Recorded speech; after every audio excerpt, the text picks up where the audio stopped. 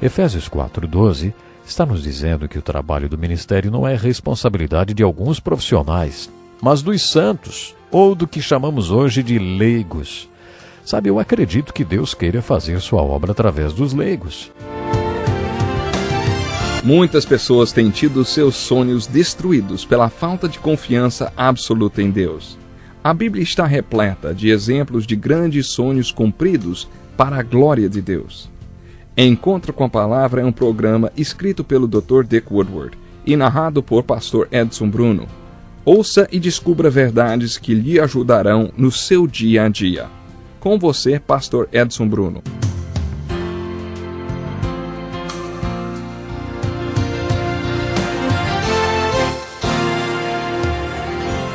Que alegria estarmos de volta com mais um programa Encontro com a Palavra. O que fazemos quando o mundo, a carne ou o diabo nos coloca em um beco sem saída? O que acontece quando somos levados até o limite da nossa resistência? Hoje veremos algumas razões bíblicas para o sofrimento e qual deve ser a nossa atitude em relação a essas situações difíceis que alguns chamam de tempestades da vida. Talvez devêssemos lembrar que uma hora ou outra todos nós passaremos por tempestades, mas Deus tem um propósito para elas. É o que estudaremos agora. Gostaria de passar mais algum tempo considerando a questão do sofrimento abordado no livro de Jó. Vamos nos deparar com esse assunto muitas vezes durante o nosso estudo da Bíblia, aqui no Encontro com a Palavra. O Dr. Dick Woodward escreveu um livrinho chamado 30 Razões por que Deus Permite que o Seu Povo Sofra.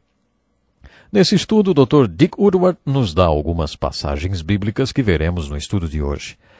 Entre as 30 passagens citadas que falam do sofrimento, esta é muito importante. Está na segunda carta aos Coríntios, capítulo 6. Nesse capítulo, Paulo afirma que o sofrimento é como um seminário ordenado por Deus, através do qual Deus treina ministros qualificados. Quando Paulo usa a palavra ministro, ele não está se referindo a um oficial ou autoridade da igreja, ele está se referindo ao ministro que todo crente deveria ser. Em outra carta, Paulo diz que o propósito da igreja é aperfeiçoar os santos para o trabalho no ministério. Quando ele usa a palavra santo, está se referindo àquele que é separado e segue a Jesus Cristo. Ele afirma em Efésios, capítulo 4, verso 12, que o nosso propósito quando nos reunimos em nossas igrejas é aperfeiçoar os santos para o trabalho do ministério. Efésios 4:12 está nos dizendo que o trabalho do ministério não é responsabilidade de alguns profissionais, mas dos santos, ou do que chamamos hoje de leigos. Sabe, eu acredito que Deus queira fazer sua obra através dos leigos. É por isso mesmo que tenho esse compromisso de trabalhar com os leigos. Sim, trabalhar com os leigos no estudo da Bíblia Sagrada. Se leigos puderem desenvolver um conhecimento das Escrituras para fazer a obra de Deus, eles serão as pessoas que ele procura para realizá-la. Foi nesse contexto que Paulo usou a palavra ministério. Como é que você sabe que é um ministro? Paulo afirma que Deus usa o sofrimento para nos equipar para o ministério. Não damos motivo de escândalo a ninguém, em circunstância alguma, para que o nosso ministério não caia em descrédito. Ao contrário, como servos de Deus, recomendamo-nos de todas as formas, em muita perseverança, em sofrimento, privações e tristezas, em açoites, prisões e tumultos, em trabalhos árduos, noites sem dormir e jejuns. De acordo com Paulo, quando Deus quer nos tornar ministros, ele permite que tempestades caiam sobre nossas vidas, porque é com esse tipo de experiência que você e eu provaremos que somos ministros de Jesus Cristo. De acordo com Paulo, a questão mais importante quando você se encontra no meio de uma tempestade é a sua resposta à situação. No versículo 6, Paulo ensina como reagir às pressões.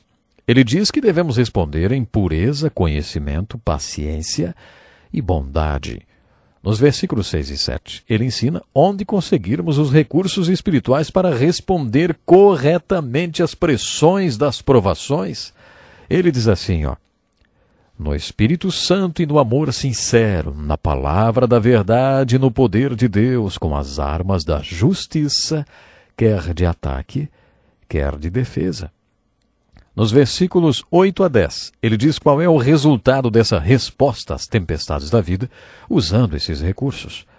Por honra e por desonra, por difamação e por boa fama, tidos por enganadores sendo verdadeiros, como desconhecidos apesar de bem conhecidos, Como morrendo, mas eis que vivemos. Espancados, mas não mortos. Entristecidos, mas sempre alegres. Pobres, mas enriquecendo muitos outros. Nada tendo, mas possuindo tudo. Tudo isso é a descrição do seminário onde Deus produz ministros através de quem pode realizar sua obra. No centro da descrição de Paulo, você descobre o tema do sofrimento e a importância do seu papel na preparação para o ministério. A passagem do livro de Lamentações diz: é bom que o homem suporte o jugo enquanto é jovem. Sabe, parece que você só será qualificado como ministro se sofrer. Essa passagem me faz lembrar da história do capítulo 11 do Evangelho de João. Jesus amava duas irmãs e seu irmão chamado Lázaro. Ele estava a 4 dias de caminho de distância de Betânia, lugar onde seus amigos viviam. Quando Jesus soube que Lázaro estava doente e prestes a morrer, deliberadamente ele permaneceu onde estava. Ele não foi imediatamente a Betânia. Parece óbvio que Jesus permitiu a provação da doença e da morte para entrar na vida daquelas duas irmãs e de seu irmão Lázaro, a quem ele muito amava. Aparentemente, quando finalmente chegou a Betânia, Jesus esperava que as irmãs tivessem a resposta certa para aquela provação. O capítulo 11 do Evangelho de João é uma versão compacta do livro de Jó. Essas duas irmãs eram muito diferentes uma da outra. A primeira, Marta, corre para se encontrar com Jesus e lhe diz: Senhor, se estivesses aqui, meu irmão não teria morrido. Não sabemos o tom que Marta usou para dizer isso, mas parece que foi como se ela tivesse dito: agora não adianta mais. Onde é que o senhor estava? A outra irmã, Maria, era bem diferente de Marta. Apesar de Maria usar as mesmas palavras, quando fica sabendo que o Senhor havia chegado, ela vai até ele e também diz: Senhor, se estivesses aqui, meu irmão não teria morrido. Mas lemos que ela cai aos pés de Jesus e então diz, caída aos pés de Jesus: Senhor, se estivesses aqui, meu irmão não teria morrido. Jesus queria que essas duas irmãs tivessem a resposta certa à tempestade da doença e da morte. Jesus obteve a resposta de Maria quando ela caiu aos seus pés e, em outras palavras, disse: Senhor, eu aceito a morte do meu irmão. O Senhor não estava aqui, mas tudo está certo porque o Senhor sabe. Essa Maria é citada várias vezes nos evangelhos e está sempre aos pés de Jesus. Na primeira vez em que ela aparece, está sentada aos pés de Jesus ouvindo seus ensinamentos. Foi dessa vez que sua irmã reclamou que Maria deveria ir ajudá-la com o serviço da casa. Jesus disse a Marta: Marta, Marta, você está preocupada e inquieta com muitas coisas. Maria escolheu a boa parte, e esta não lhe será tirada. Essa mulher, Maria, estava aos pés de Jesus, ouvindo sua palavra. No texto da morte de Lázaro, ela está aos seus pés, aceitando sua vontade. No capítulo seguinte, o capítulo 12 do Evangelho de João, ela está aos pés do Senhor adorando-o. Para resumir o ensinamento do exemplo de Maria no Evangelho de João, capítulo 11, observamos primeiro que temos um problema e a resposta para ele. Nesse caso, o relacionamento certo com Jesus. O tipo certo de relacionamento com Jesus também é uma fonte que capacita Maria a responder corretamente à tempestade que enfrentava. Jesus resgata essas duas irmãs da tempestade. Ele ressuscita Lázaro. Outro importante texto sobre sofrimento está no Velho Testamento, no livro de Isaías, capítulo 40, versículos 3 a 5. Isaías foi o profeta dos profetas. Você verá isso quando os estudarmos. De acordo com Jesus, João Batista foi o maior profeta que já existiu e ele pregava os sermões de Isaías. A maioria de nós pregadores usa grandes sermões de outros pregadores em nossas pregações, não é mesmo? Temos um precedente nesse plágio, já que João Batista pregava os sermões de Isaías e Jesus disse que ele era o maior pregador que já existiu. Muitos pastores me escrevem e dizem que estão usando minha mensagem. Bom, isso é maravilhoso. Louvado seja Deus por isso, porque para início de conversa, grande parte de tudo não é meu. Bom, mas o grande sermão que João Batista pregava era o registrado no livro de Isaías, capítulo 40, versículos 3 a 5. Lucas, capítulo 3, versos 1 ao 6, descreve João Batista pregando o sermão de Isaías. Podemos fazer uma síntese desta mensagem. Quando você for construir uma estrada, faça 4 coisas. Primeiro, nivele os montes. Segundo, preencha os vales. Terceiro, alinhe os caminhos tortos. E quarto, aplane os caminhos esburacados.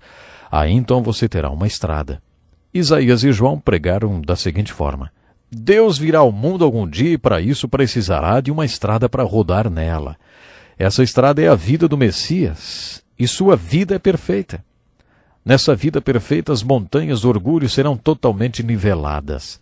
Os vales na sua vida serão completamente preenchidos. O Messias será cheio do Espírito Santo 100% do tempo. Em sua perfeita vida, os caminhos tortos do pecado serão alinhados. O Messias tornará os caminhos esburacados em caminhos planos. Com isso, Deus terá uma estrada pela qual virá ao mundo. Tudo isso aconteceu quando Deus veio ao mundo através da perfeita vida de Jesus. João Batista iniciou o caminho de Jesus pregando: Ele está aqui está a estrada pela qual Deus virá ao mundo. Depois Jesus viveu nesse mundo por 33 anos. Ele disse aos seus apóstolos que comemoravam a Páscoa com ele que estava prestes a deixar este mundo.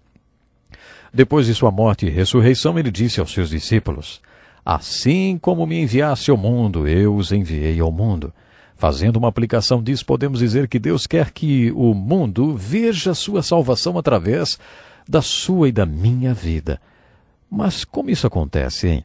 Acontece como aconteceu na vida do Messias. Sua vida foi uma estrada para Deus e Ele quer que a sua e a minha vida sejam uma estrada também.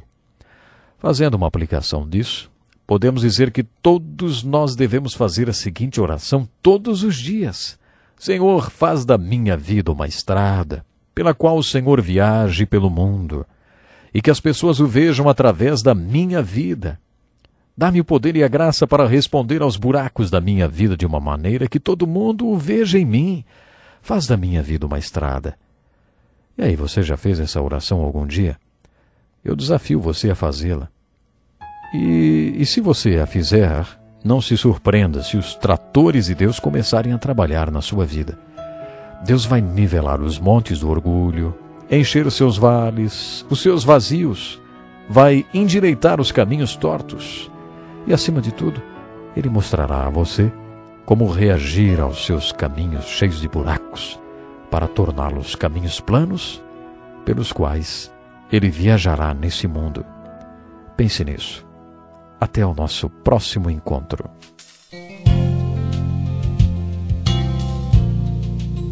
Que lição importantíssima. Obrigado, Pastor Edson Bruno. Prezado ouvinte, coloque em prática o que você ouviu aqui.